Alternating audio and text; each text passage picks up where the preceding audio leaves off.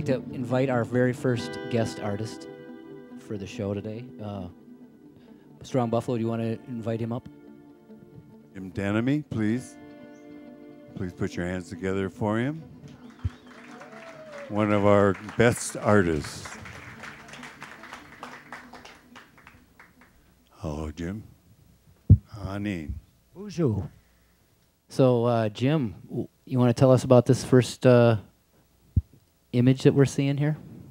Well, this image is probably, golly, I'm guessing it's at least 35 years old now. My daughters were, they were young. I was young, too. But, yeah, no, I was searching for images last night. James asked me to look for some younger images of me, and I had fun going through my photo album. And but I didn't have anything scanned, and my daughter had one of this, so this is what we had, and I really like this photo, and I was glad to see it again. So tell us how you got started with painting and art, and having art in your life. Well, I started out as a young kid, really interested in two-dimensional art. I always eagerly participated whenever it was offered at school, and when I got to 10th grade, I went to Minneapolis South High, and I don't brag about that.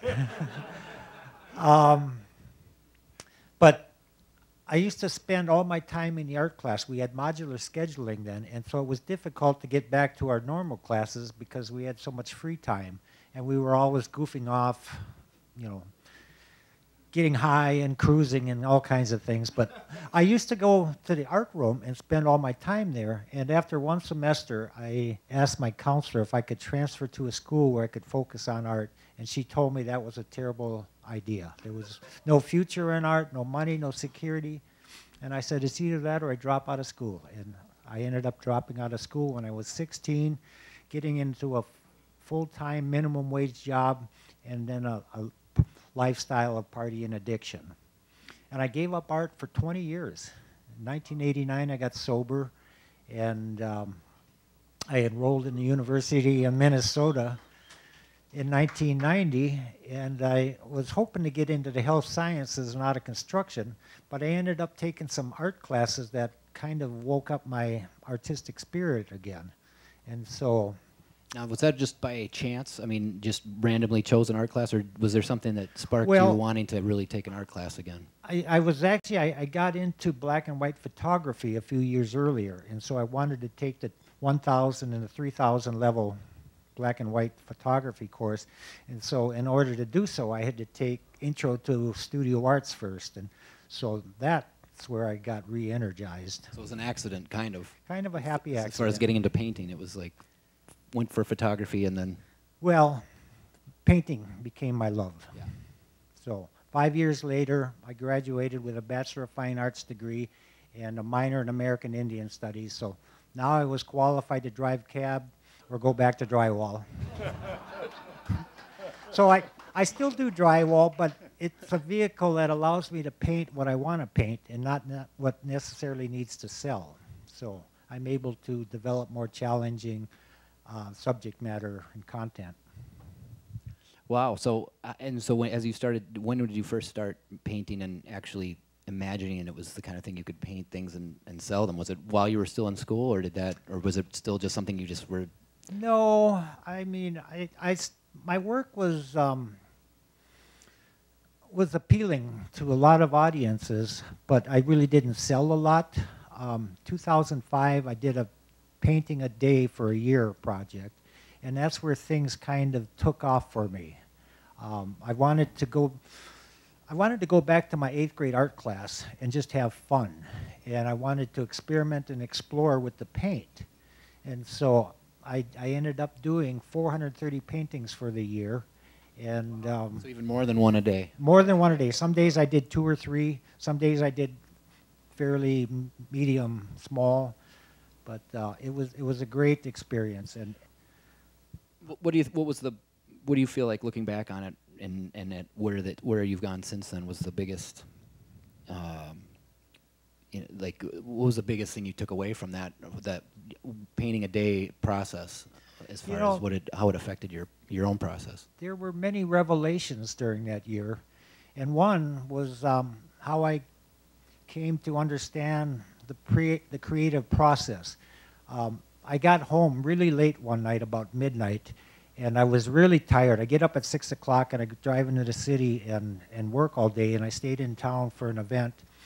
And so I got home at midnight and I was tired. I thought, well, go to bed, just make 2 in the morning. And I thought, that's like quitting smoking, having 1 cigarette tonight and going back, starting again tomorrow. So I decided just to go and make a painting as fast as I could. And I turned out this really spectacular painting. It just wowed me. And so I did 2 more that night. I was so thrilled. Then I found out my mind was so active, I had to go in and watch TV for half an hour so I could slow down and fall asleep. So and then when I came out to my studio in the morning, I saw these 3 paintings, and I realized then that if I had waited till that morning to do 3 paintings, 3 completely different paintings would have appeared. And so I came to understand that the creative process was like a river. You dip into it at that point in time, and that's what you get. Wow. And it sounds like making sure you're regularly dipping in is also an important thing you took away from that. Yes. Yeah. I was down in New Orleans for the whole month of April doing an artist residency at the Joan Mitchell Center. And there was a recliner in my studio, and I worked late at night. And I ended up taking this little nap, and I saw this wolf image in my mind's eye. And I thought, I got up and I was going to go turn in for the night, and then I just thought, no, you better do this image now, because you won't remember it the same way tomorrow. And so I did, and it turned into a really, really great portrait of a wolf. Now, I had heard, and I haven't been over there, but is the show at the Bockley right now, is any of that, did you do additional work from the, are you showing anything from the residency? Yes, I'm at Todd Bockley at Bockley Gallery. I'm showing a single painting, 98 inches by 140 inches, called Oz, the Emergence. And I'll show a slide of that before we leave tonight. And in the back room, I'm showing 12 paintings that I did at the Joan Mitchell Center. So really recent, brand new stuff. It's all really new. They're still cooling off. Well, do you want to show us, you've got some other slides to show us besides the old family photo. Okay. I really packed a lot of slides tonight, so I'm going to go through these really quick. I'll stop and comment on several, but this is a self-portrait I did in 1995. I grew up with macaroni and cheese. We liven it up. We slice wieners into it. So it's my surf and turf. On my right shoulder is a red-winged blackbird, and I went through my naming ceremony when I was 33 years old. And my name was dreamed. It's a Siganak, and it translates to red-winged blackbird. This painting is called Misfortunes, and it's about Columbus and casinos. And these 6 women are telling a story with their body language. The first 2 are welcoming both Columbus and casinos. And the third one is realization that they're not what they seem to be. The next 2 are saying farewell. The last one is wisdom in retrospect. Because I don't see casinos as a positive event for anybody. Gambling it's a bad addiction for some people. So on the wheel, on the slot machine, is a condom, a martini glass, and a red cross, which is a metaphor for disease, alcohol, and religion.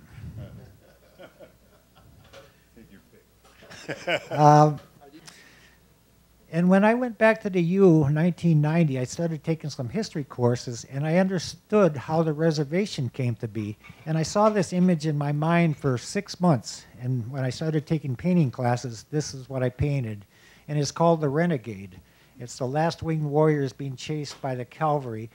And once they catch them, they're going to all be confined to the tops of these mesas, which are metaphor for reservations.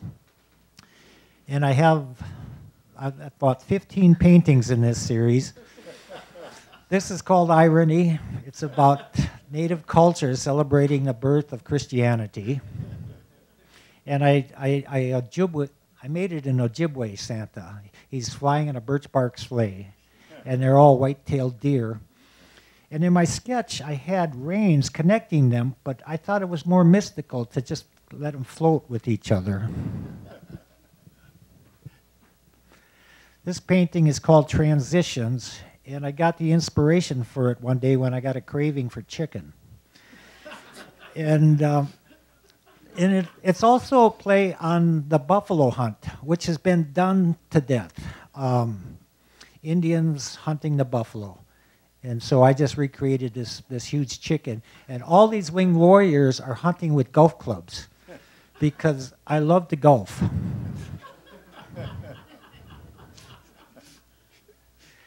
1997, I was invited to participate in an erotica show. And I didn't have anything that pertained specifically to this subject. And so I came up with this sketch and painting, and it just started a new series for me. This is simply titled Erotic Landscape.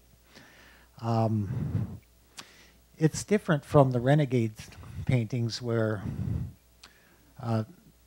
the Renegade paintings are conscious stories, and these are more about feel and intuition. This is called Nightlife. And they started to get more complex and larger. This is 3 foot by 6 foot, and it's titled Two Rivers. Was there anything that spurred that shift to go to try and to do more feel intuition based work? And yeah, Playboy magazine.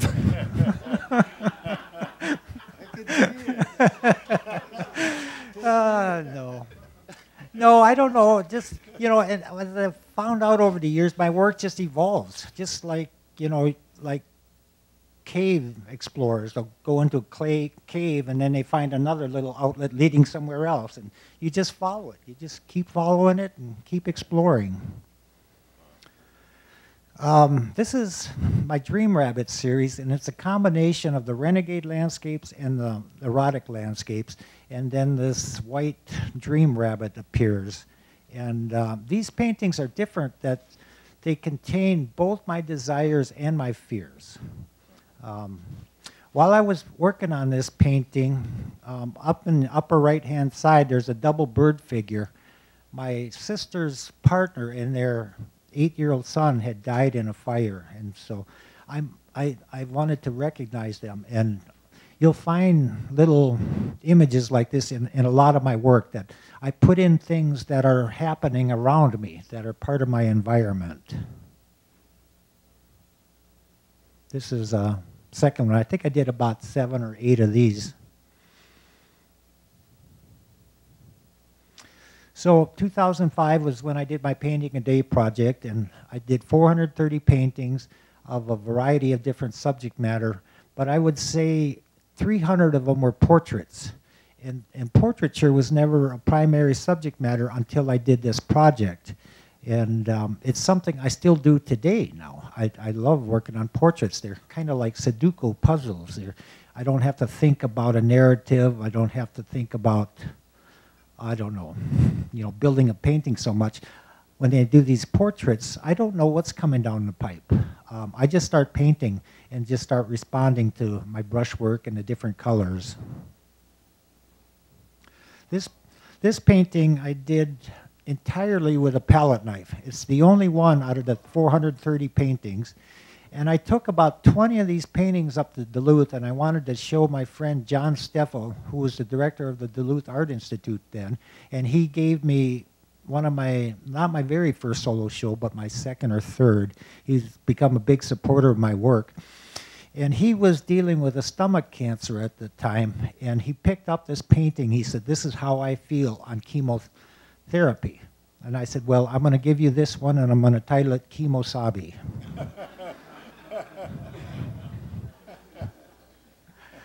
And this is more portraits. I have a couple more. This is just called One More Mouth to Feed. This is titled Bird Brain.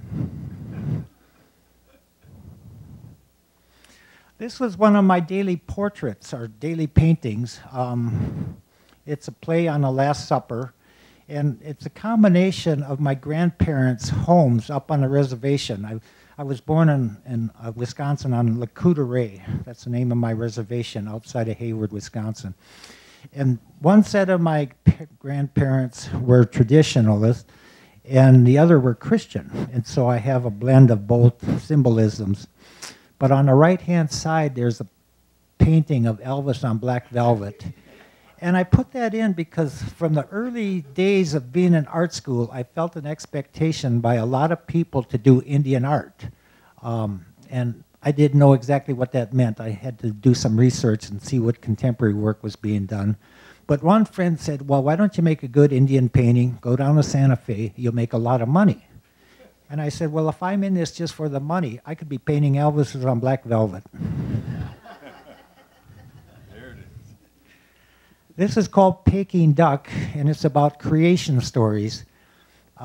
Anthropologists believe that Native American ancestors migrated from Asia to North America during the Ice Age when the Bering Land Bridge was exposed.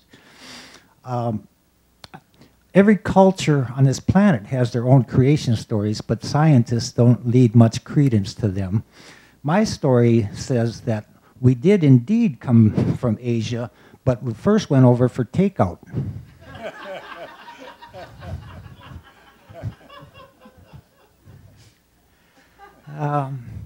This is titled Badass, and my stepmother told me that I reminded her of her father, he was kind of a Renaissance Indian in the 50s and 60s, and he played basketball very well, and he played the clarinet, or not clarinet, the saxophone. And so I wanted to do a painting that recognized him and honored him. But this painting turned into more than just my stepmother's father. This is called Remote. My wife and I, Friday night is our date night, and if we don't go into the cities for an art opening or a reading or a movie, we usually just make a nice dinner at home and rent and watch a movie. So this one night, I kind of stepped out of my body and turned around and looked at us. I said, oh, this could be a great image. So my wife goes to bed early, and I work at my studio till 12 to 2 a.m., sometimes later. And I went out and I sketched this scene, and then I did this painting a few weeks later.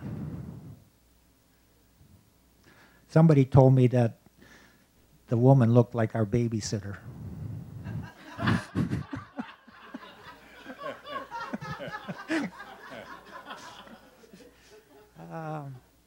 I always carry a sketchbook with me and in my truck because sometimes I get free time.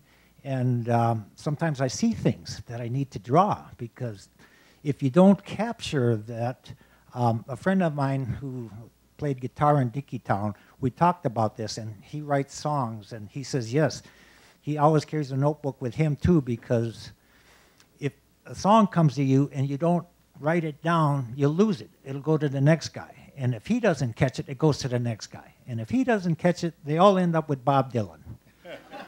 So I sketch a lot. I sketch more than I paint, probably. But I was driving along one day, and then this thought entered my mind, Edward Curtis, paparazzi. So it was the start of a few series of paint, a new series for me. Do you want to say a little bit about who Edward Curtis is, just for anyone Edward who doesn't Curtis know? is famous as an ethno-photographer. He did these sepia tone black and white images of disappearing native, mostly portraits.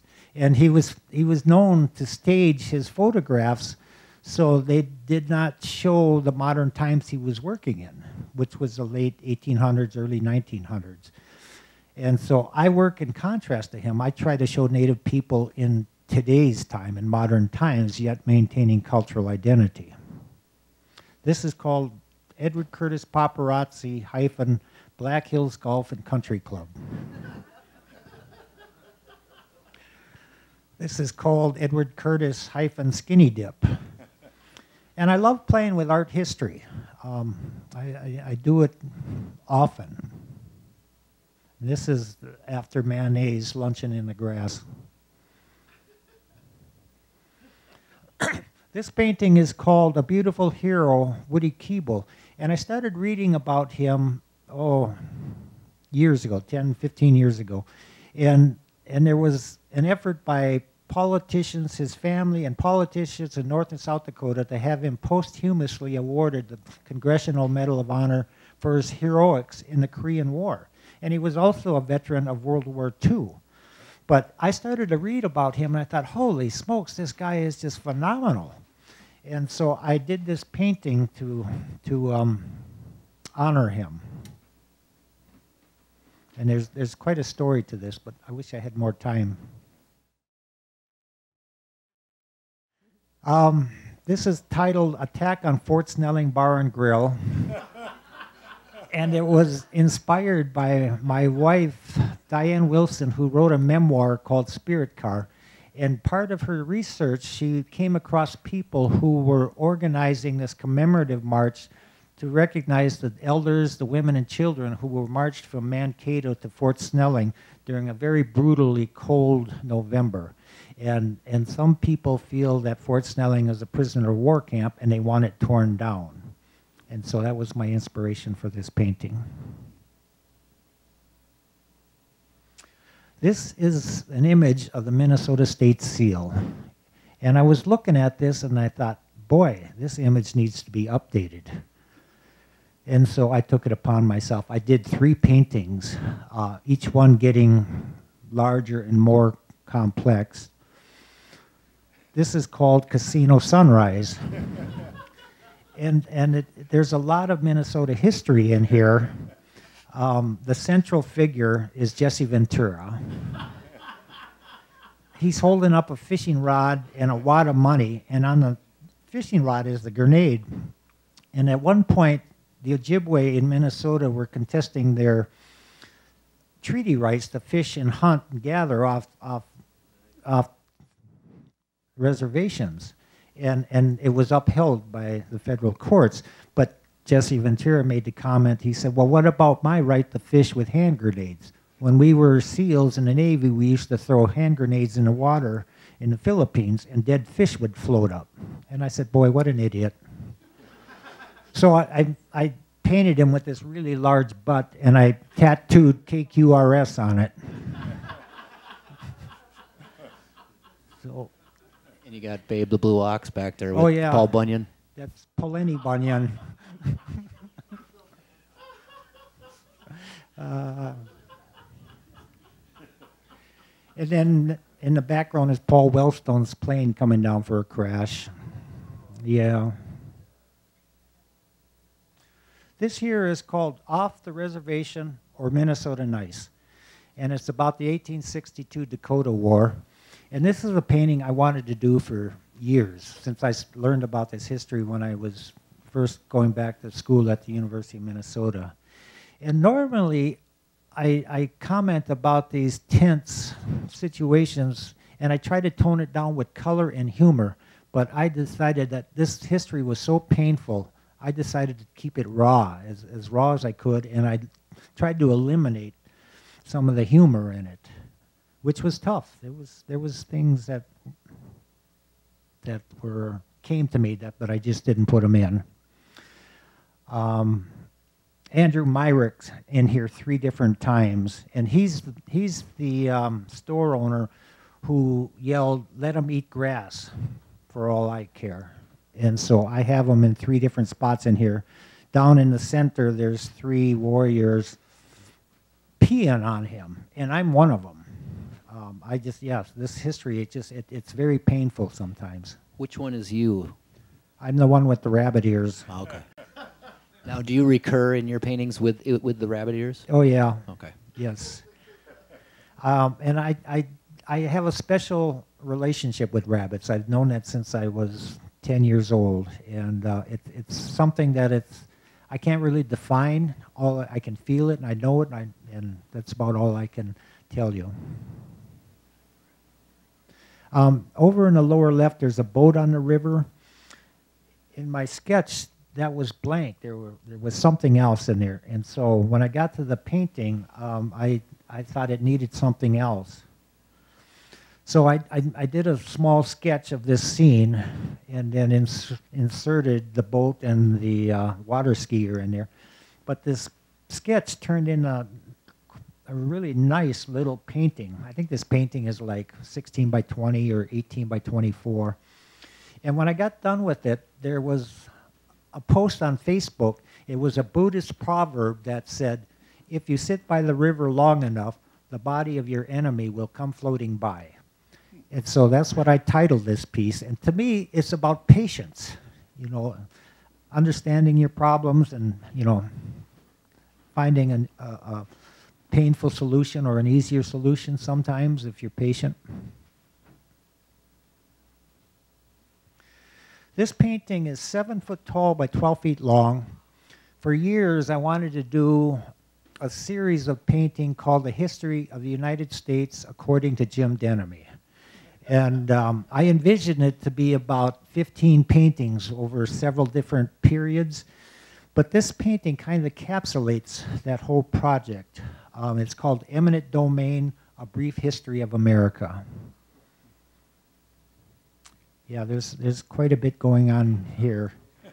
Mount Rushmore is Bob Dylan, Jimi Hendrix, Bonnie Raitt, and Elvis.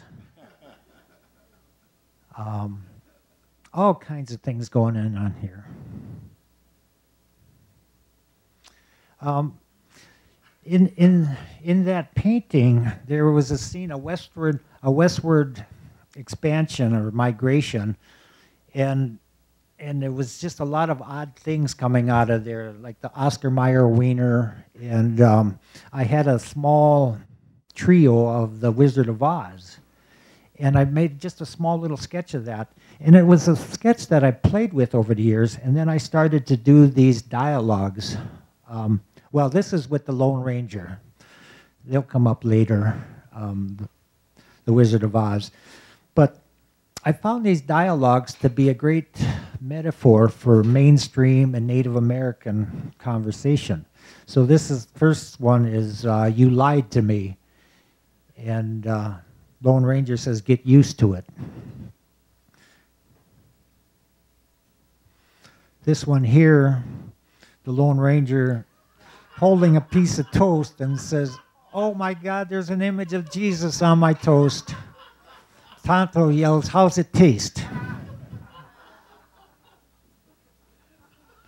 And I was sitting in a hotel room in Portland, Oregon. I was doing some artist residencies out there and channel surfing, and I saw this, some guy proclaiming to have Jesus on his toast.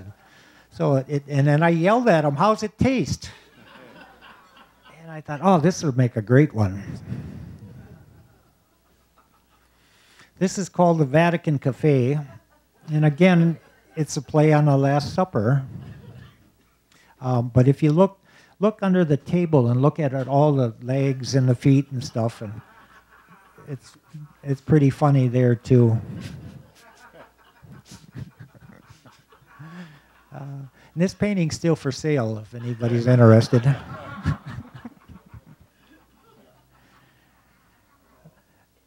Okay, one last painting. This is called Oz the Emergence. It's 98 inches tall by 140 inches wide, 8 feet by 12 feet. And it's on view right now at Bockley Gallery over in the Kenwood district. Just Google Bockley Gallery and Bockley, and come over and see this painting. And then I have the 12 New Orleans paintings in the back room too. And we can add that this Thursday, the 25th, at Bockley Gallery is at 6:30 is an artist talk where Jim's actually going to be talking about the new piece and doing a whole talk. I mean, how long it'll be? A full evening? Oh yeah, I'm going to talk about casino skills too. And just in talking to you briefly when we were talking about setting up the show here tonight. It was about a year ago, a little over a year ago, when you were diagnosed with cancer. Is that right? Yes, prostate cancer. And you know, that whole story seems to have a lot to do with how the process of this painting came about, and I'm sure you'll be talking about that a little bit at the artist talk on Thursday. Yeah, I'm sure I will. There's a scene in here where I underwent 8 weeks of radiation, and when I was on this table and this big machine was whirring around me, and it reminded me I was invited to be at this healing ceremony up on my reservation, and there was this medicine man from Montana called Bugsy Bad Bear, and what a great name. But we were down in the basement of this community center, and it was pitch dark, and he would go around everybody with a rattle, and I could feel motion around my face and just hear the rattle, and I just wondered, how can this man see his way around? So I'm laying on this radiation table, and it just brought me back to that moment. So I went home, made a quick sketch of me on a table, and this bear figure with laser eyes down into my midsection. So if you're on Facebook, go to Jim Denomie, and you can see I just posted a folder of the images with some details of this painting too. Well, thank you for all those, for that whirlwind tour of your work. I think it was the next slide. We have our word of the day. We have a word of the day on each Buffalo show. So today's word of the day is brought to you by Jim Denomie, and it's the Ojibwe word. Bawanagan. Bawanagan. Bawanagan. And it means? To dream, which I love to do.